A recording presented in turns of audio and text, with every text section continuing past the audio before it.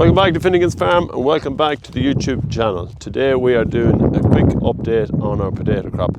So as we stand here in one of our potato fields, this is a crop of rooster. Anyone who's probably involved in the potato industry will know that there's still quite an amount of acres to be dug, and this here is one of them. We're just here to assess to see exactly what damage has been done. It has been a very, very wet year. So if we take a look at the ground here, we still see it's quite wet underneath. Clay is very, very sticky. And what has happened over the crop here too is we start to see a little bit of weeds coming into the crop. Now the problem with them is that once the weed forms, it kind of goes back into another lump of clay, which is very, very hard then to separate as it goes through the harvester. So that is the next worry. You can also see here from the drills there where the crows have played havoc with them. Now we had a banger just to see could we move them out of it, but they're very insistent when they kind of get, it's actually in the flight pattern here as well because there's a wood behind us. So the crows have picked, and as they've picked out, when the water went down, the frost follows the water and completely obliterated. So there's one there that was on the side of the drill there that would have been picked, and if we dig it up, there's no doubt it's completely in mush. That's it. You'll also see some of the potatoes on top of the ground that they would have picked and left out in the drill, and the frost has got all them as well. So if we dig any of these drills here, which the water has been lying around, there is absolutely nothing left. So they're completely gone there. There's not a potato left in that because it's so wet, because anywhere the water was and the frost came. And I dig this one here, which is even up a bit.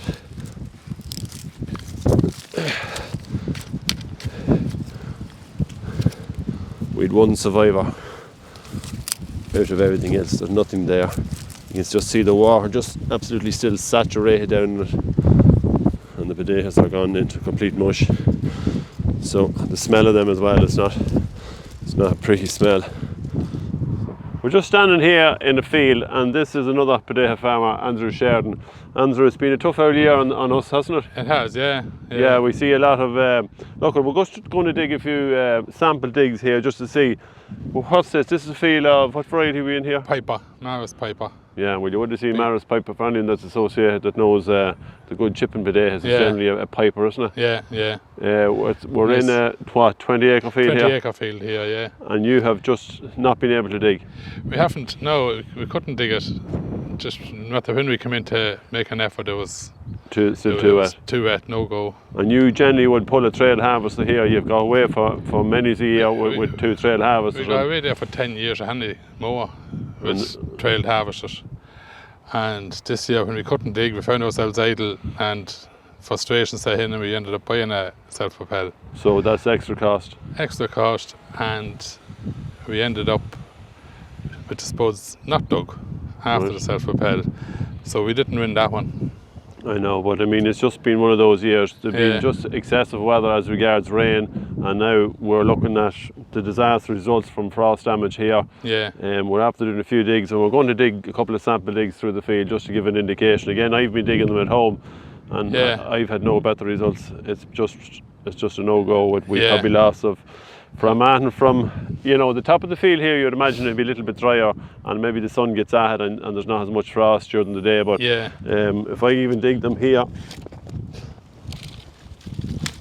you just see how wet the ground is, and it's no different than what we've been digging already. There is just the result of what's left. Yeah. Again, it's enclosed in a big ball of clay, and when you just open out, it's hard just to quantify that there at the minute, but there's absolutely nothing there. There's nothing there on that, so there's no counting. There's no point even counting that one because there's absolutely nothing there worth saleable. There's a few small potatoes, and that's just probably the way it was, that it's been so wet that they didn't grow. But I don't know what to say to you there now. That's another bit then. Well, we'll go down another bit here then, and we'll try it here and see is there any different. We're in a low-lying part of the field here as well. We can see the water is still lying around. Probably has never gotten away. Oh no, there's a lot more there than that. You know, some of it has gotten away. We come in with a digger and we dug a trench across to let it away. Yeah, and that's what we've been doing. I mean, we've been in tramlines there just to see if we can get the excessive water off the feed. And again, you're having the same trouble with us, and I see you with a banger in the corner. Yeah. Crows have just played havoc. Yeah, exactly. Yeah. So we'll do another dig here and see.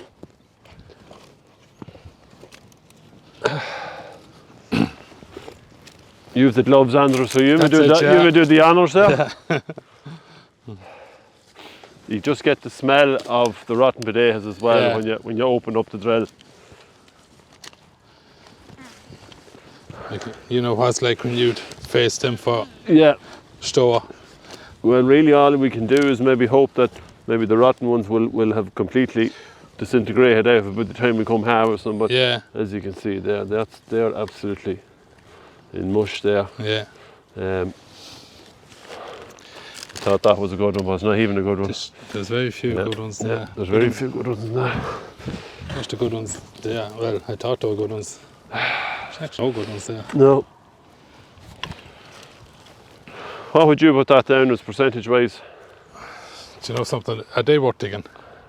Just there. Well, we have come across the same problem that, I mean, the potatoes were, I know they're worth a lot of money at the present times as the gas pricing, but if that was in a normal year, you wouldn't dig them, would you? But if you come in there, Paul, like there's...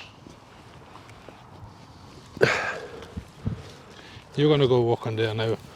For those few. For what, 4 tonnes an acre? Yeah. Probably another one or two that might make the grade. Yeah, no, it's probably not. Well, you know, with him... Yeah, well, the extra cost is going to take to get those. Like, they have to go back, they'll have to go to a box, they'll have to be dried off, they'll have to be tumbled again, they'll have to go through the grader twice. And I know every spud that was dug this year had extra cost to it. Yeah. But at the same time, them ones at the moment is, at least you were getting a crop of spuds for the extra. Yeah. Now you're down to a third of a crop maybe. And there's nothing much more disheartening than sitting in a harvest and looking at like that going up, so there's not. Yeah. And the labour when it goes back to the yard is... Yeah, no, it's not a good story. There's no point in saying it. Well, look, that's really it. We're down here in Carlinstown.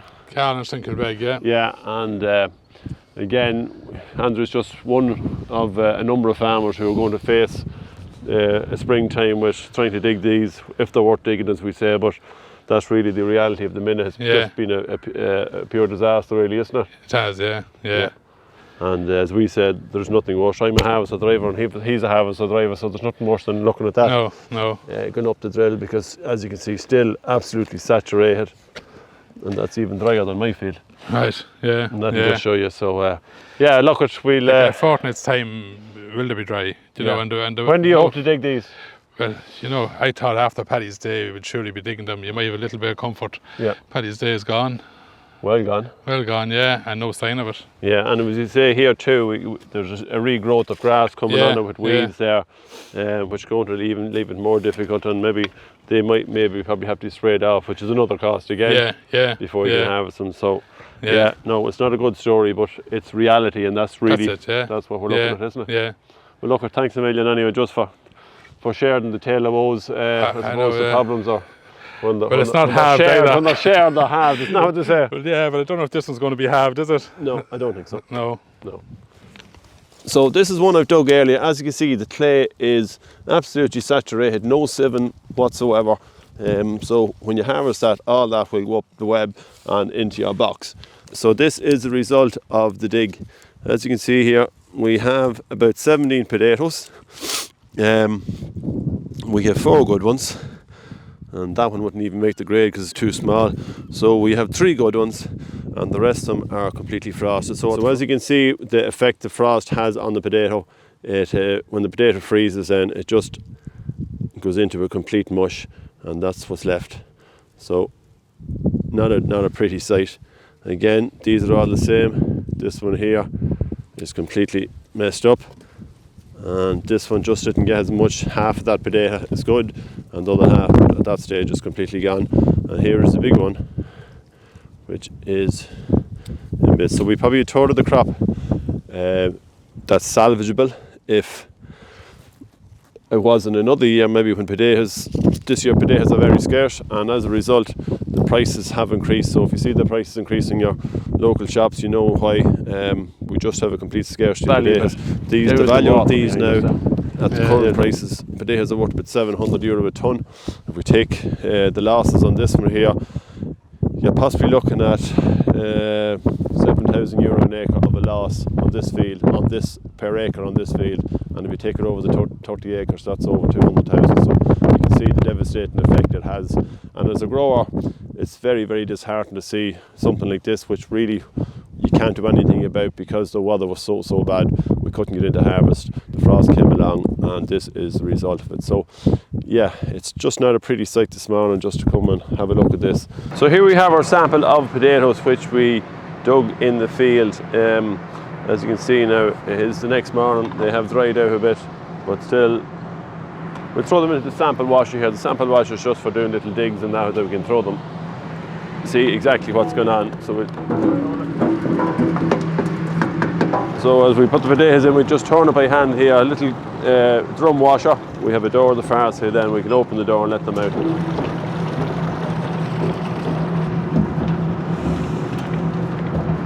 This is the result from our wash sample. As you can see here, we put in, I think it was 17 or 18 potatoes, and what's left, that's good out of it, there's probably 5 potatoes that have probably survived. The rest of them completely gone. That one is gone.